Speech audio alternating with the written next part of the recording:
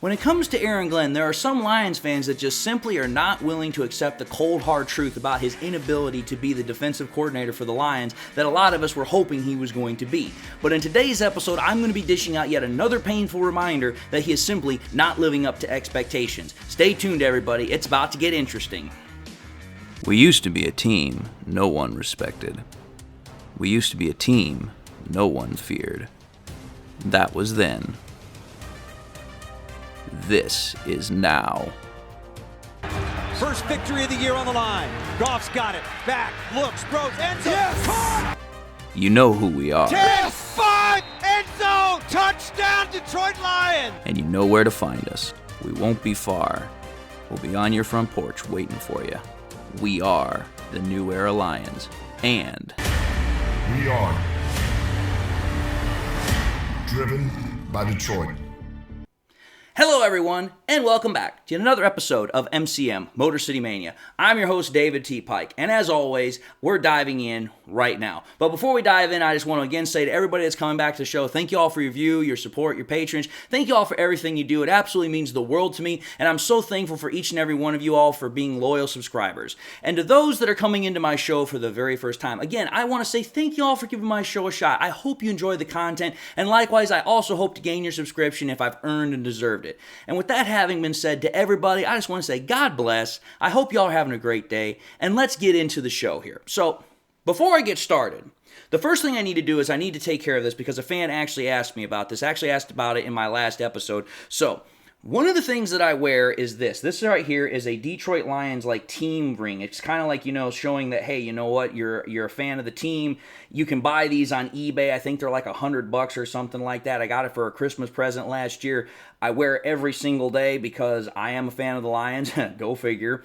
And somebody asked me to stop moving so quickly and actually show it off so that way to see if it was the same one that they had. So I figured I'd do that. The fan knows who they are, but I wanted to do that to show that, yes, I do read the comments and I do pay attention to what you guys ask of me. And if I can do it, I will do it. So that's the first thing I wanted to get out of the way really quickly. Now, getting into the actual episode. Here's the thing I got to say. I have made it no secret that I do not like Aaron Glenn as the defensive coordinator. I have no problem with him as a person. I just don't like him as the defensive coordinator of the Lions because he simply cannot do the job. He has proven that beyond a shadow of a doubt. Regardless of what people that are wanting to argue with me, he has proven he can't do the job. He simply has not been able to do the job. We are at season number 3 with him as a defensive coordinator, and very little has changed in terms of improvement. In fact, we at this point are regressing. But yeah, I'm going to say this right now. If I've said it once, I've said it 1,000 times. Aaron Glenn is failing, and he's failing miserably at this point. And not only is he failing himself, he's failing the Lions defense, but more importantly, he's failing the whole damn team. And I hate to be so damn blunt about this, but at the point I'm at here, I've tried to give logic, I've tried to give reason, I've tried to give evidence. And there are some Lions fans that no matter how much stats, how much evidence, how much logic, how much reason I give, they are not willing to accept the reality of the situation. They are not willing to accept the cold, hard truth. And the cold, hard truth is very plainly this. Aaron Glenn's not going to get us anywhere. He is never going to get us to that next level because Aaron Glenn has shown over the last 3 years that no matter how much talent we've invested in his defense, he still cannot figure it out. And again, the reason I'm talking about this is, again, because there are just some people out there, they refuse to see truth. They refuse to see logic. They refuse to listen to it. They just don't want to hear it. They would much rather bury their heads in the sands like ostriches and say, hey, I don't care what you say. I'm not going to accept it. And that is becoming more and more a problem in this day and age where people are like, listen, I'm not willing to accept your truth. I'm not willing to accept the facts. I'm not willing to accept the reality because I don't perceive it that way. Here's the one thing I'm going to say, though. Facts, truth, reality does not give a damn about your opinion. All it cares about is what is the actual reality of the situation. What's the actual truth here? And here's the thing. I refuse to wear rose-colored glasses when I can clearly see, okay, Aaron Glenn has had this defense under his purview for the last 3 years, and this defense is not getting better. It's just simply not getting better. And we have invested in this defense to get better. Brad Holmes has seen to that. But yet, that's the one thing that I've had to argue more than anything to the defenders of Aaron Glenn. They constantly say, oh, well, Aaron Glenn just does not have the talent. He's not gotten the talent to make this defense work. Or he just doesn't have talent in general. That's another argument I've heard is, oh, he just doesn't have talent. He doesn't have anybody good to make this defense work. And to me, I have fought that point so many times. So at this point, I'm going to take a different approach because I saw an article and it instantly clicked a light bulb in my head. I didn't read the article. I just saw it. And what I'm going to do is I'm going to do a comparative analysis here because there's another fan that actually comes on my live show a couple of times. He has actually been on it quite frequently. And he asked me to take a look at an interview that Aaron Glenn did and see if I can make a video about that. I didn't think that I had enough to make an episode about Aaron Glenn, but this was something I definitely could. So this is kind of like a substitute, if you will. And he knows who I'm talking about here. But let's think about this, folks. The NFL is a business where people love to compare, players and coaches to one another, whether it's head coaches, coordinators, quarterbacks, wide receivers, whatever the case might be. So here's my thing. I've tried logic and reason. I've tried stats. I've tried showing anything else I can possibly get my hands on just from the perspective of the Lions and Aaron Glenn. Now I'm going to bring in something else here. Because here's the thing. I normally don't look at division rivals to get answers or provide evidence, but at this point, this is just too good for me. Looking at the evidence I have, I was just absolutely just like, dude, if this doesn't put the final nail in the coffin for some people, then at that point, I don't know what to do. Because what we're going to do today is we're going to look at Brian Flores, the defensive coordinator of the Minnesota Vikings, and how he has done in his less than 1 year with the freaking Minnesota Vikings as their defensive coordinator versus what Aaron Glenn has done this year. Because again, I'm going to be comparing not only the totality of Aaron Glenn's work, but I'm primarily going to be focusing on this year. Because the point I'm trying to draw here is this. Aaron Glenn's been in this job for 3 years, right? This is his third season. He's had 3 draft classes to help this defense along. Brian Flores got hired by the Vikings this offseason, only has 1 draft class on the backside to help him, and pretty much 1 offseason. So let's take a look at that. Let's take a look at how Brian Flores and Aaron Glenn stack up in their respective jobs, in their respective duties, and how their defenses have performed this year. Because let's think about this here, folks. When we were coming out of the offseason, almost everybody universally said that the Lions were going to most likely win the division, and they started listing off reasons as to why they thought the Lions were going to win. Some people were saying that they thought the Lions were going to win because, well, the Packers just lost Aaron Rodgers, they've lost Devontae Adams, their offense is getting younger, it's going to have to reset, it's going to go through growing pains, but they still have a good defense. When it came to the Bears, well, the Bears be the Bears. Pretty much everyone was like, listen, they're still rebuilding, they're starting still over from scratch, and they still don't know what they've got in Justin Fields. Now we get to the Vikings. Everyone looked at the Vikings and said, well, they still got a good offense. They've got freaking Kirk Cousins. They've got TJ Hawkinson. They've got still weapons on that offense. They've got Justin Jefferson. It's like, dude, they've got an offense. But everybody looked at that Vikings defense and was like, dude, they are losing players left and right because they had a lot of players that left in free agency. So it was like their defense is going to be a problem this year. That's what we thought. That's going back, like at this point almost 3-4 months ago. But the reality of the situation, oh my good Lord, it couldn't be further from the truth. Let's just keep this in perspective, shall we? I'm first and foremost going to show you guys all what the defensive stat and rankings are for the Detroit Lions right now. So let's take a look at this because I do this every single week. But this time, I'm not doing it for the opponent that we're facing up next, which coincidentally is also another division rival. I'm doing it in comparison to the Vikings, somebody that we don't play for still a couple more weeks. But just think about this. Take a look at what Aaron Glenn has done with this defense so far this year. This defense that he says is a pretty damn good defense. This defense that we have sunk over 56% of our draft picks into.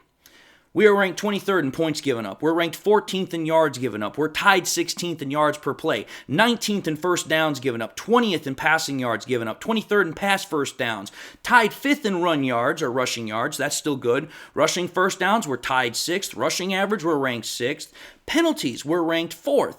Third down percentage, we're ranked 12th. Fourth down percentage, we're ranked 21st. Red zone percentage, we're ranked 31st. Scoring drive percentage, 19th. Turnover percentage, tied 21st. Sacks, ranked 27th. Pressure percentage, ranked 7th.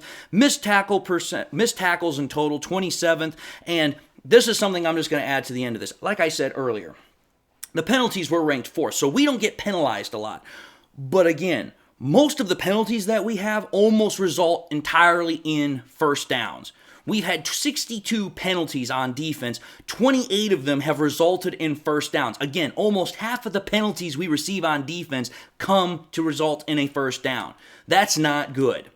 So, when you take a look at the entire stats that I just gave, all the rankings, there are literally very few bright spots on this defense that we can, again, realistically look at and say that, this defense has gotten better. The only two areas that are realistically good is that we can apply pressure to a quarterback, but we can't sack him worth a damn. And, we're pretty good at defending against the run. Otherwise, everywhere else, we're not that good. We can't really stop anybody when it comes to the red zone. We really can't stop anyone from scoring. We can't stop anyone from moving the ball on us through the air. Again, there are so many different problems with this defense. It's like, dude, you're supposed to make this defense better, Aaron Glenn. This is your third year doing it. If you can't figure out how to get this defense to work 3 years in, there's a problem. But that's just the part to get to freaking the Minnesota Vikings. Because here's the thing. Like I said, Aaron Glenn's now in his third year with this defense. The third year with this team, building it up, acquiring talent through Brad Holmes to make it whatever it is he's trying to make. Brian Flores, first year, Minnesota Vikings defensive coordinator. Take a look at what his defense has done in 1 year, not even a full year.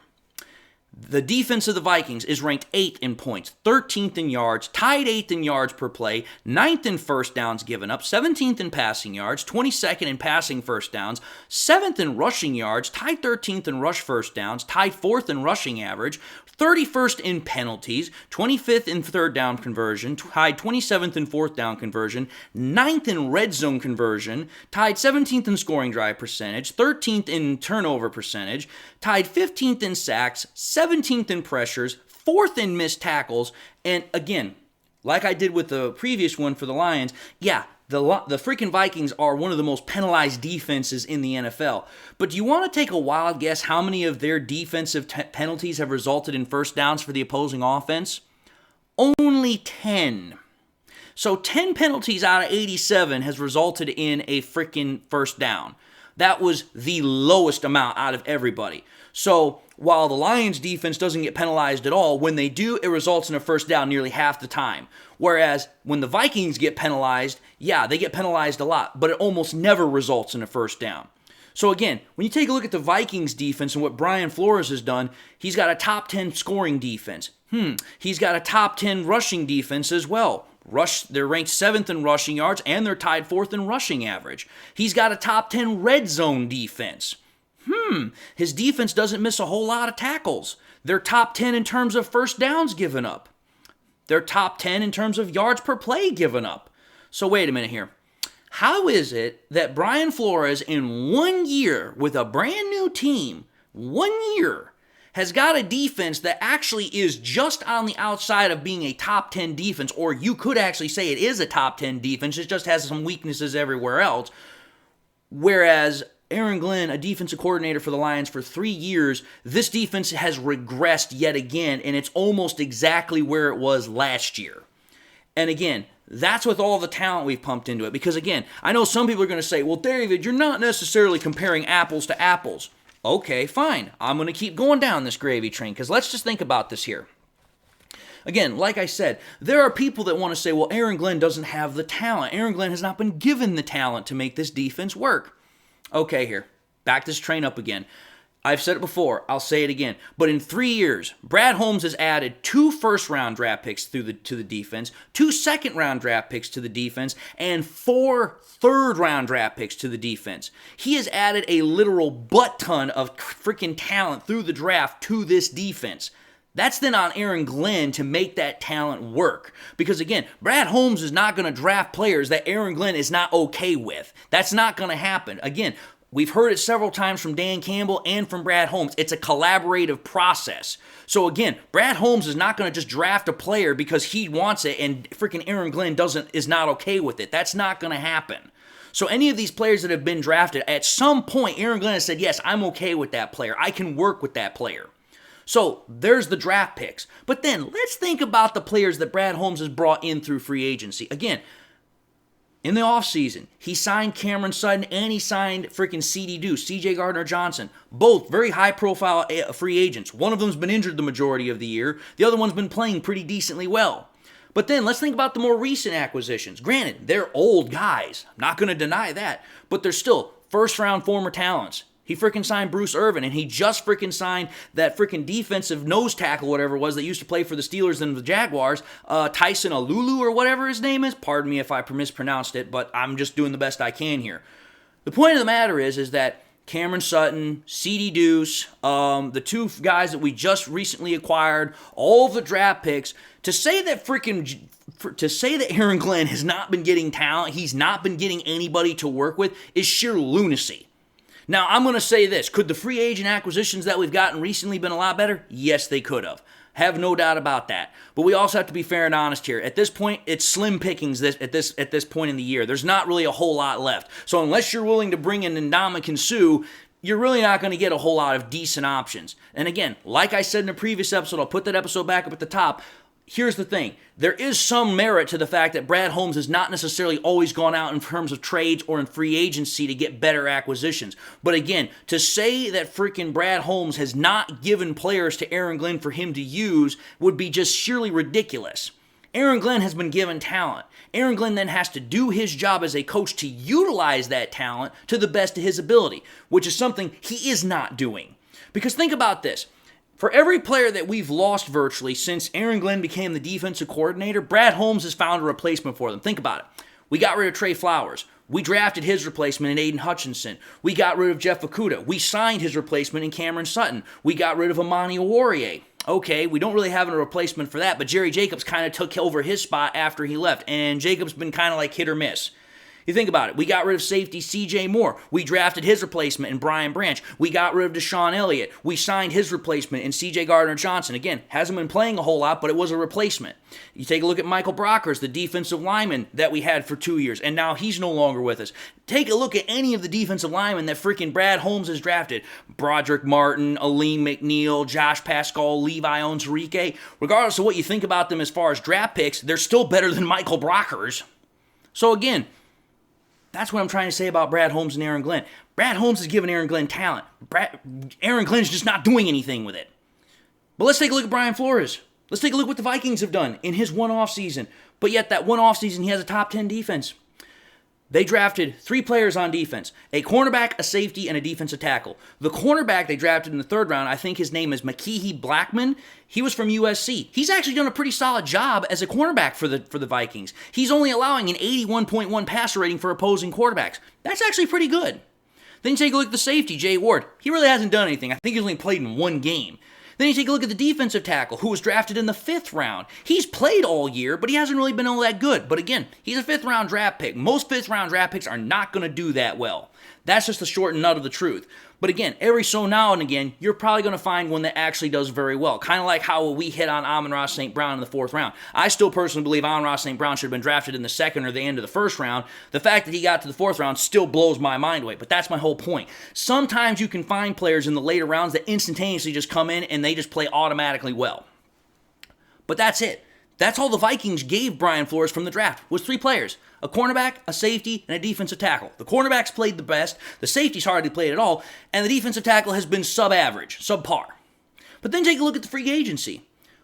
What are the main players that the Vikings have brought in terms of free agency to help that defense? They brought in 2 defensive ends, Marcus Davenport and Dean Lowry. Both of them are on IR. They're not even playing. Marcus Davenport, he only played in 4 games. Dean Lowry has only played in 9 games. But again, you take a look at their stats, it's not like they've done anything super extravagant. They were just brought in to help, kind of replenish the losses that the Vikings had in the offseason. They also brought in a cornerback, Byron Murphy. Byron Murphy has not really played all that well for the Vikings this year. He's almost allowing a 100 passer rating to quarterbacks that he's gone up against. So again, he hasn't really done all that well. And think about all the players that the freaking Vikings lost in the offseason. They lost Dalvin Tomlinson, the defensive tackle, a very good defensive tackle. They lost him. They lost Patrick Peterson. Yes, he's old, but he was at least a leader. He was somebody that the Vikings could depend on to a certain level. Not saying he was great, but he was still a leader. And they also lost Eric Kendricks, pretty much the same thing as Patrick Peterson. So again, take a look at all the pieces that the Vikings lost in terms of leadership, in terms of, starting talent that had been good for so long. They hardly, if ever, freaking replaced it. They had to go with players that were already pretty much on the roster. Why? Because of the fact that the freaking Vikings had screwed themselves over with cap management because they had given Kirk Cousins a massive contract. They had given TJ Hawkinson a massive contract and all these other overbloated contracts that they were now having to pay up for that they no longer had the ability to sign decently ranked players. Now, granted, the Vikings do have other players on defense, like Danielle Hunter. Pardon me, I was thinking his name was Darnell for a minute. But whatever. The point is, the Vikings do have some good players on defense. But to think that the Lions don't and the Vikings do is just, again, sheerly ludicrous. We have Jack Campbell. We have Aiden Hutchinson. We have Brian Branch, Cameron Sutton. We have guys on this defense that are going to be good, solid players. Some of them are going to be even great players, in my opinion. But again, that's not the point. The point is, Brian Flores, in 1 year, after this defense for the Vikings had a complete reshuffle because they lost a whole bunch and had very little that was brought in through the offseason, it's a top 10 defense. But yet Aaron Glenn, who has been building this defense with Brad Holmes over the last 3 years, through 3 separate drafts, 3 separate free agent periods, has done virtually nothing to improve it. The only thing that Aaron Glenn can actually put his hat on and say that has been improved is the rush defense. Otherwise, the rest of it is pretty much the same crappy mess that it's been the last 2-3 years. So again, my point to the Aaron Glenn defenders is this. If Brian Flores can do it in 1 year with the Minnesota Vikings when he's lost so much from the previous year and got so little back, why can't Aaron Glenn do it with 3 times the amount of time? That to me makes no damn sense. And let's just think about this even furthermore. I didn't want to talk about this, but I'm going to include it anyway. Again, like I said earlier, Aaron Glenn is letting down the whole team, right? Well, think about this. The Minnesota Vikings don't even have their starting franchise quarterback, which means the Vikings offense is going to put more pressure on the Vikings defense to perform to try and win games. But yet the Vikings defense is still doing good enough to be ranked top 10. Wait a minute here. We still have our franchise quarterback. We still have Jared Goff playing. Our offense is still winning games for us. But yet, for all intents and purposes, the Lions' defense is not matched what the offense is doing. So again, that just points and highlights yet another problem here. Brian Flores is having to compensate for an offense that's badly freaking shortchanged because they don't have their starting quarterback, but yet he's still managing. Whereas Aaron Glenn has the starting quarterback and has pretty much the majority of the starting unit on offense, but yet he still can't figure out how to get that defense to match the same level as that offense. So again, try to defend this. I dare you. There's no way anybody can look at this situation and say, yeah, Aaron Glenn's doing his job. Aaron Glenn has no fault in this situation. Aaron Glenn should be given a free pass. Aaron Glenn should be definitely allowed to come back next year. Aaron Glenn has nothing going on right now. There's nothing about this that's his fault. He's just not been given the talent. Bullcrap. You cannot look me dead in the face after everything I have just presented and say that Aaron Glenn has absolutely no stake in this whatsoever. That Aaron Glenn is not majority to blame. If Brian Flores can do it, Aaron Glenn can do it. This goes back to the same thing I said in previous episodes. Ben Johnson got a top 5 offense in 1 damn year as an offensive coordinator. Why can't freaking Aaron Glenn do it with a defense in 3 years? Now all I'm doing is I'm just making it even more direct by saying if Brian Flores of the freaking Vikings can do it in less than 1 year, why can't freaking Aaron Glenn do it in the 3 years that he's been here? I rest my case. I mean, like, dude, I don't know what more evidence, I don't know what more convincing you need to understand Aaron Glenn's the mother flipping problem. But anyway, I've made my case. I've made my case eloquently. I've made my case thoroughly. Try if you dare to dissuade me. Try if you dare to disparage with me. You're not going to get very far. And I'm not trying to say that to sound smug, but it's like, listen, I've looked at this every possible way you can think of. Nobody has probably put in as much effort to think about this and look at this from multiple perspectives as I have. If they have, great for them. But it's like, listen, I've taken a look at this from multiple perspectives, and I still cannot find a way where Aaron Glenn is not at fault here. There's just no way. But with that having been said, I just want to say thank you all for watching in another episode of MCM Motor City Mania. If you like what you saw, by all means, I highly encourage you all to do one of these 3 things. Like, comment, and share this content, and subscribe. If by chance you've subscribed in the past and you forgot to do so at the time, or you just subscribed and not had a chance to do so, again, I highly encourage y'all to subscribe to the channel. It definitely helps me out. But I also want to encourage y'all, after you subscribe, make sure you also turn on that bell notification icon as well, so that way you never miss any more content that I push out. Also, likewise, I encourage y'all to share the content with your Lions friends and family members. Share it here on YouTube, share it on Twitter, share it on Facebook, share it anywhere and everywhere you can with everybody and anybody that you can. Again, the more we share it, the more likely we are to get new people into the show, which means more subscribers, which means the show continues to grow. And again, I am thankful for every subscriber that I can get, and I'm ever so thankful for those that help me along the way.